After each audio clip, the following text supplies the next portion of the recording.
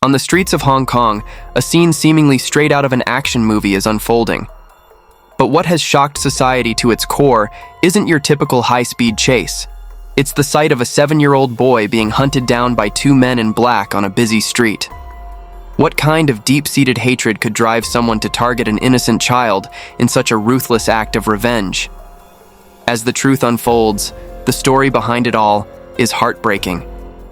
Welcome back, viewers, to Crime Documentary Files.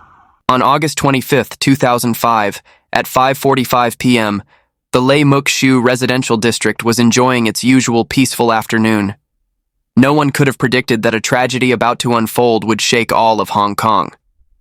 Tsang Ho-yin, our story's 7-year-old protagonist, had just finished his tutoring session at the Chi-Hong-Wei, Chui King Ching Service Center. As usual, his grandmother was there to pick him up. The streets were bustling with people going about their daily routines. As grandmother and grandson approached the entrance of their building, two shadowy figures suddenly emerged as if from nowhere. Both wore face masks and baseball caps, dressed entirely in black, moving with swift, calculated precision as if they had planned everything in advance. In an instant, one of them had restrained the grandmother's arms while the other shoved Ho-yin to the ground. The cold steel of a blade gleamed in the afternoon sun. The horrifying scene froze onlookers in place. Security guards and passers-by began shouting in alarm, calling for help. As a crowd quickly gathered around them, the attackers, realizing they were in trouble, hastily dropped their weapons and fled toward Ho-Fung Secondary School, jumping into a waiting car and disappearing into the heavy traffic. On the sidewalk, Ho-yin lay motionless in a spreading pool of blood. His grandmother collapsed beside him, weeping uncontrollably. Nearby residents and pedestrians rushed to help, carefully carrying the boy into the building and using whatever cloth they had to temporarily stop the bleeding. Minutes later, the wail of police and ambulance sirens filled the air as the boy was rushed to Tuen Mun Hospital. The diagnosis chilled everyone to the bone. Ho-yin's right arm had sustained severe injuries with severed muscles, nerves, and blood vessels. His life hung in the balance. The brutal attack sent shockwaves through Hong Kong, spreading fear and confusion among residents. A haunting question lingered in everyone's mind. What kind of deep-seated grudge could drive someone to attack a defenseless child? Even Hong Kong's chief executive Tsang spoke out about the incident, strongly condemning it as an inhumane act and demanding the police quickly bring the perpetrators to justice. During the investigation, a disturbing detail emerged. This wasn't the first time Ho-yin had been targeted.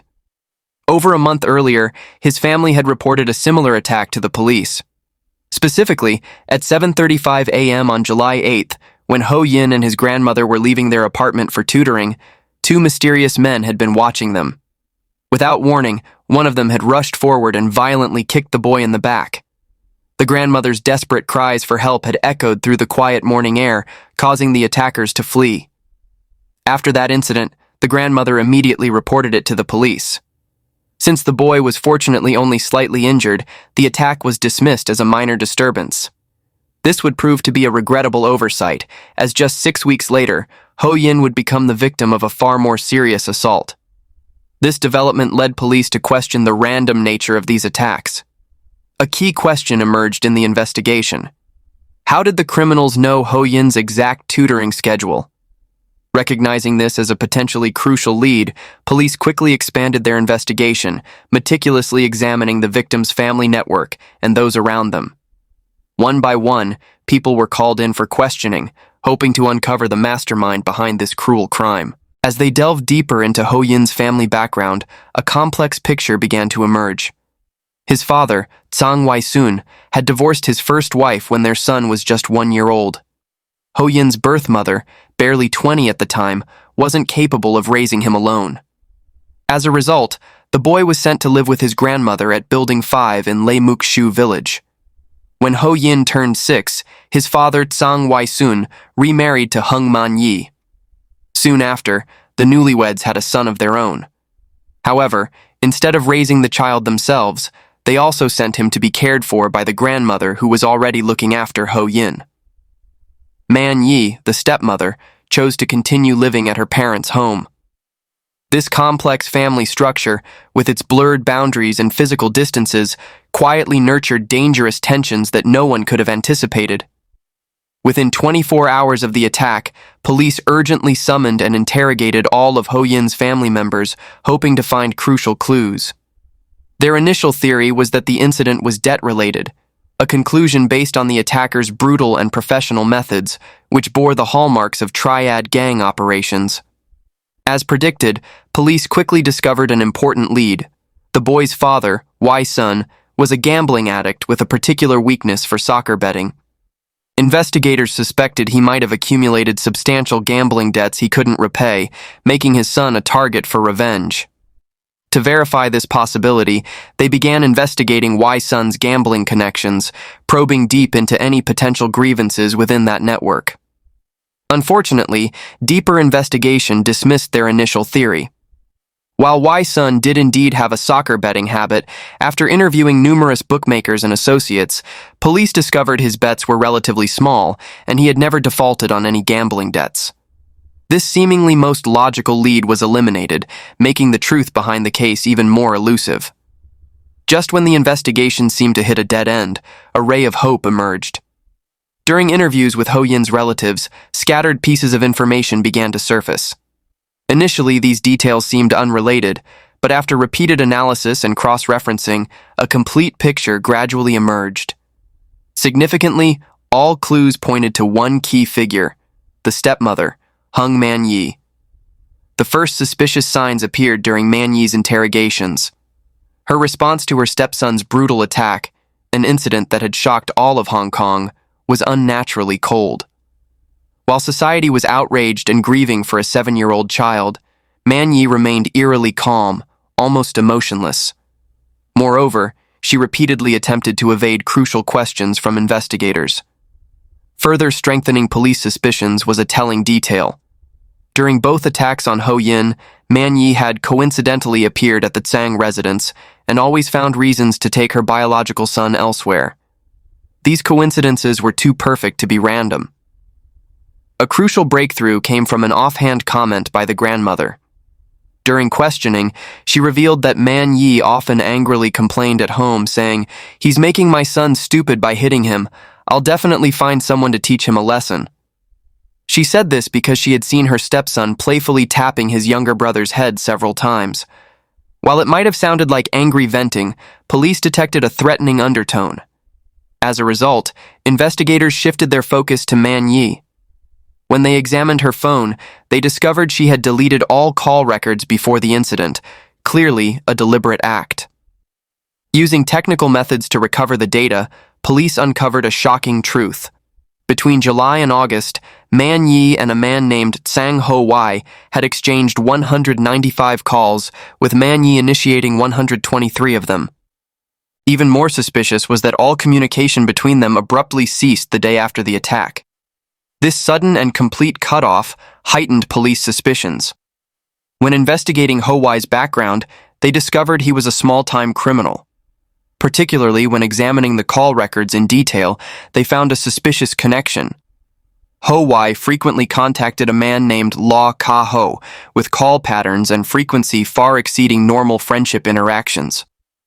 Parallel to investigating these relationships, police were also reconstructing the day of the attack through witness statements and local residents' accounts. Multiple witnesses confirmed seeing two suspects arrive by car at Lai Muk Shu village, using the same vehicle to escape after the attack. Following this lead, police not only identified the driver, but also collected crucial surveillance footage along the escape route. The video clearly captured the suspects changing clothes during their escape. During this change, one suspect's face was clearly recorded. As suspected, it was Kaho. With this concrete evidence in hand, police immediately launched an arrest operation. However, Ho-Wai and Kaho had already fled to Shenzhen. But they couldn't escape forever. At 9 p.m. on August 31st, through cooperation between Hong Kong and mainland Chinese police, Ho-Wai was arrested at a restaurant in Luohu District, Shenzhen. That same night, a raid on an apartment in Provincial Garden led to Kaho's successful capture. After just one night of intense interrogation, Kaho confessed to everything. He was the one who attacked Ho-yin under Ho-Wai's direction. Shortly after, the second perpetrator was also identified, Chung Chung-hang, Kaho's former high school classmate. By dawn on September 1st, the final piece of the puzzle fell into place when Hung Man-yi, the driver, and the middleman were all arrested. But what stunned everyone was the motive behind this meticulously planned attack. A 7-year-old child had become an innocent victim of emotional vengeance, paid for in blood. To understand the roots of this tragedy, we need to look back at Hung Man-yi's past. Born in Shunde, Guangdong Province, she immigrated to Hong Kong with her family in 1984. As an only daughter, Man-yi grew up pampered by her parents. Though not an outstanding student, her obedient and frugal nature made her the model child in her family's eyes. After leaving school, Man-yi worked various jobs but never stayed long in any position. The turning point in her life came in 2002 when she started working at Original Green Sushi in Mongkok Center. There, she met Tsang Wai-sun, the assistant manager whose charm and way with words captivated her. Their relationship quickly blossomed into romance, and Man-yi fell completely in love, despite knowing Wai-sun was divorced with a young son. By 2004, Man-yi's life took a dramatic turn when she discovered she was pregnant. But an even bigger shock followed. She learned she had contracted a sexually transmitted disease. Both angry and panicked about the potential risk to her unborn child, Man-yi confronted Wai-sun. However, instead of taking responsibility, he not only denied any wrongdoing, but accused her of infidelity, an allegation Man-yi firmly rejected, insisting Wai-sun was her first intimate relationship. Despite all these doubts, Man-yi decided to continue the relationship. She understood that after marriage, the presence of Wai-sun's son could be an obstacle. Sensing this concern, Wai-sun made a sweet promise. "Just have our baby, and I'll send my son to live with his birth mother. I'll devote all my attention to you." Moved by this promise, Man-yi decided to proceed with the marriage, hoping their unborn child would be the bond that kept them together. However, married life turned out to be completely different from what Man-yi had expected. Not only did Wai-sun fail to keep his promise, but he continued letting Ho-yin stay with his grandmother. Worse still, his attitude toward Man-yi grew increasingly cold. During one confrontation, when Man-yi forced her husband to choose between her and Ho-yin, Wai-sun unhesitatingly declared his deep bond with his son and his inability to give him up. This response was like a knife to Man-yi's heart, pushing her into an abyss of despair and gradually changing her personality. Her resentment began to shift toward Ho-yin, the innocent child. The hostility grew until she openly suggested sending the boy to a welfare institute and even tried to convince the grandmother to remove Ho-yin from their household registration. In February 2005, Man-yi and Wai-sun's son was born. Instead of bringing joy, this event pushed Man-yi deeper into psychological turmoil. Due to work pressures, their son also had to be left in the grandmother's care. The elderly woman now had to shoulder the responsibility of raising both children, sometimes unable to give equal attention to both. This further troubled Man-yi, who felt her own child wasn't receiving adequate care. The situation worsened as Ho-yin, with his naturally energetic and playful nature, often played roughly with his younger brother. Man-yi frequently caught glimpses of the boy playfully tapping his brother's head. In the eyes of the troubled young mother, these innocent actions were interpreted as deliberate bullying. The relationship between Man-yi and her stepson grew increasingly tense, the divide widening day by day.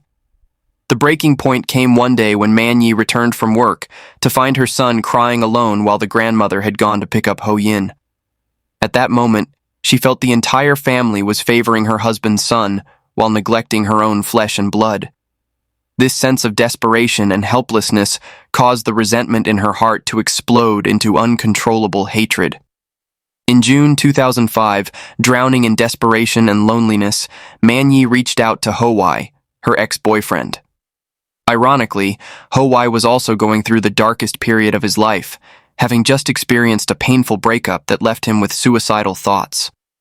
These two wounded souls found each other, exchanging over 100 phone calls and meeting several times to share their pain. During these bitter conversations, Man Yi poured out all her marital unhappiness, especially her deep resentment toward Ho-yin. She convinced herself that her stepson's presence was the reason her own child was being neglected. From these accumulated frustrations, a dark plan was formed. Man Yi offered Ho-Wai 700 Hong Kong dollar to teach the boy a lesson. Ho-Wai accepted the offer, but didn't want to carry out the act himself. He approached Ka-ho, a friend, promising him a small fee for completing the task. However, they faced one obstacle. Neither knew what Ho-yin looked like, nor had any photos of him. Man Yi, in her extreme hatred, had never taken a single picture of her stepson. To solve this problem, she specially arranged a mother-son meal, taking Ho-yin to eat sushi and using the opportunity to take a photo together, which she then passed to Ho-Wai. On the morning of July 8th, Ho-Wai and Law staked out Building 5 in Lai Muk Shu district from early morning. At 7:35, when Ho-yin and his grandmother came down from the building, the two men suddenly appeared. Ka-ho quickly rushed forward, pushed Ho-yin to the ground, and kicked him hard in the back. When the grandmother screamed for help, both men immediately fled. Fortunately, Ho-yin only suffered minor injuries in this attack. Ho-Wai was very dissatisfied with the result, believing this wasn't enough to teach the boy a lesson, and refused to pay Ka-ho. Meanwhile, Man Yi felt that mere beating wasn't enough to satisfy her hatred. She made an even more terrifying proposal, offering 4,600 Hong Kong dollars to have Ho-Wai hire someone to permanently disable her stepson's right arm, effectively destroying his future. On August 21st, Ho-Wai paid 1,280 Hong Kong dollars to have Ka-ho execute this new plan. To ensure smooth execution, he used his connections to have a middleman pay 510 Hong Kong dollars to hire driver Ung Tak Wing for transportation. Ho-Wai also arranged for Ka-ho to purchase 2 knives, personally instructed him in their use, and insisted he find an additional accomplice to prevent any complications during the execution. Ka-ho continued the chain of criminal activity by paying 128 Hong Kong dollars to hire Chung Hang, a high school friend, to restrain Ho-yin's grandmother and ensure the plan would go smoothly. On August 25th, the gang planned to strike at 2 p.m. However, when they spotted police patrolling the area, Ho-Wai immediately ordered a delay via phone. At 5:45 p.m., they finally carried out their bloody attack. After the assault, both men quickly jumped into Tak Wing's car and sped straight to Sha Tin Central Park. There, they went into the public restroom to wash off the blood and dispose of their blood-stained clothes before splitting up. Following Ho-Wai's instructions, Ka-ho went to Newtown Plaza to withdraw 4,600 Hong Kong dollars, the brutal payment Man Yi had deposited in the bank. At 11:19 that night, he crossed the Lo Wu border into Shenzhen to meet Ho-Wai, who had already fled to mainland China. Both disappeared from Hong Kong police's radar, seemingly vanishing into the endless night. Within just 7 days of the incident, all suspects were caught in the police net. Faced with irrefutable evidence, Ho-Wai remained defiant, showing no remorse. With a cold demeanor, he shifted all blame onto Man Yi, claiming he was merely a victim who had been manipulated in this case. After trial, Ho-Wai received a harsh sentence with a starting point of 18 years imprisonment, plus 8 months for assault, with both sentences to run concurrently. As for Ka-ho and Chung Hang, the direct perpetrators of the violence, the court considered their cooperation in revealing their accomplices' crimes during the investigation. For this, they received a 45% reduction in their sentences. Ka-ho ultimately received 10 years in prison, while Chung Hang was sentenced to 9 years. Other accomplices also received proportionate sentences. Particularly heartbreaking in this case was that Ka-ho and Chung Hang were only 16 years old, still high school students when they were drawn into this web of crime. The fact that minors were exploited to commit the crime contributed to Ho-Wai's, the mastermind, receiving a heavier sentence compared to similar cases. As for Man Yi, the stepmother who faced severe criticism in this case, her mother's plea for leniency claimed her daughter's actions were due to postpartum depression. Consequently, the judge ordered psychological and mental evaluations. On December 13, 2006, Man Yi's fate was finally decided in court. The psychological assessment confirmed she was entirely lucid, suffering from no mental illness, only adjustment disorders stemming from marital and family problems. In his verdict, the judge strongly condemned Man Yi's actions. Driven by jealousy and hatred toward her stepson, she had orchestrated a cruel plot against an innocent child. It was a savage act that couldn't be justified by any reason, not by marital unhappiness, nor by the negative emotions she had endured. As the instigator and leader of the crime, Man Yi received an initial sentence of 18 years, equal to Ho-Wai's. The judge emphasized that without her funding, this tragedy would never have occurred. However, due to her guilty plea, according to legal practice, her sentence was reduced by 1/3, resulting in a final sentence of 12 years. Even so, the judge declared this was already showing extraordinary leniency given the severity of the crime. In a post-trial interview, Man Yi's father shared his painful feelings. He acknowledged his daughter had made a grave mistake in taking out her anger on an innocent child. However, he believed the real culprit was Wai's son, who had broken his promise to send his son to live with his ex-wife, only to end up abandoning both Man Yi and their child. These betrayals and wounds, he said, had left his daughter crying daily, becoming increasingly obsessive and losing control, ultimately leading her down an irreversible path of crime. 19 years have passed since that day. Due to good behavior in prison, Man Yi received a reduced sentence and was released on August 25, 2013. A bitter coincidence that it was the 8th anniversary of the bloody incident. After her release, Man Yi never returned to the Tsang family. She began a new life with another boyfriend and quickly became pregnant. In May 2014, she officially divorced Wai's son and relinquished custody of her biological son, a decision that seemed to completely close the door on her painful past. While the case is officially closed, the scars it left behind can never be erased. Fortunately, the hatred of the previous generation did not continue to haunt the next. According to reporters' later interviews, the brotherly bond between Ho-yin and his younger brother remained strong and deep. This story serves as a painful reminder of how negative emotions and poor decisions by adults can have irreparable consequences. An innocent child was forced to bear the brunt of broken relationships, unfulfilled promises, and blind jealousy. The case left not only physical scars on Ho-yin's body, but also deep emotional wounds for all involved, especially the innocent children. And that concludes today's case. Thank you for watching, and we'll see you in our next video.